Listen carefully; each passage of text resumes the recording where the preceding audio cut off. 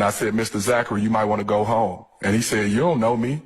I said, the last 4 of your social is this, your date of birth is this, your mother is this. Do you want me to keep going? He said, I'm gone.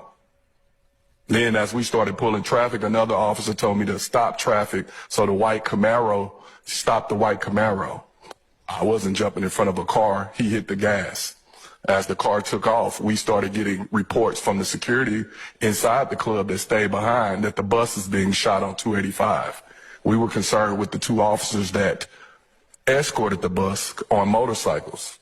As we began to call them, they pulled back up at the location. At the time that you got out of the way, I guess, or let the...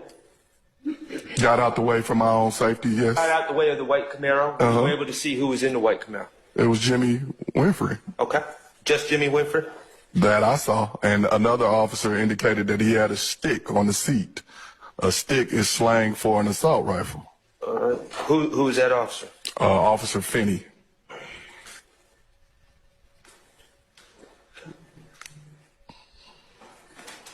All right.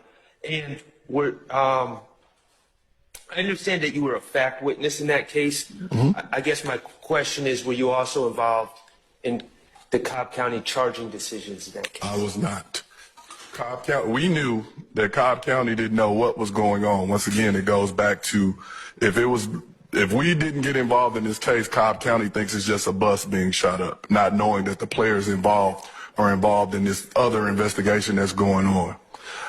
What happened is, after we got off, the next morning I watched TMZ like everybody else, and they said a white Corvette pulled up on the side of the bus and shot up the bus. And I said, wait a minute, a Corvette and a Camaro looks very similar. What Mr. Winfrey didn't know is I have an undercover page. I basically follow him on my page. I went and looked on his page, and he just got a brand new Z28 Camaro. I screenshotted it. I reached out to the Zone 2 commander and said, who's working the bus shooting? Because I thought it was on us. He said, well, it's on Cobb County. Put me in touch with the detective, Detective Racy. And that's how the relationship was formed.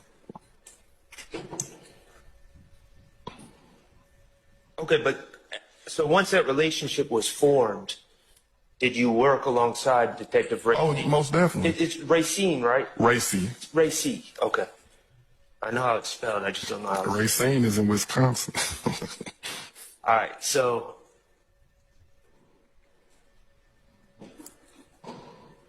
once you were involved with Detective Racy, were you involved in the charging decisions at that point? No, we didn't. There are different jurisdictions. We can't dictate to them what to charge. All we did is assisted in identifying. I only knew Mr. Winfrey as Pee Wee or Roscoe. I didn't know his government name. And so when we got to work, my partner basically dug until she found his government name. And once she found his government name, we then found out that he was on probation, reached out to his probation officer, and she said, I'll call him in right now. And we met at the probation office when Mr. Winfrey showed up. And when Mr. Winfrey showed up and he looked and saw us we were in a rental car, a Chrysler 300. He looked and he said, oh, can I curse? Yes. He said, oh, fuck.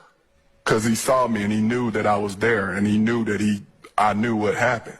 And he immediately went in his pocket and took out $200 and slapped fives with me. And I looked at my hand and I said, what's this? I don't get down like that. And he said, man, I know I was tripping the other night.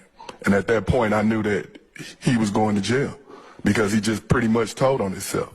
And if you ever find my file, it's a file with $200 in an envelope in the back of it.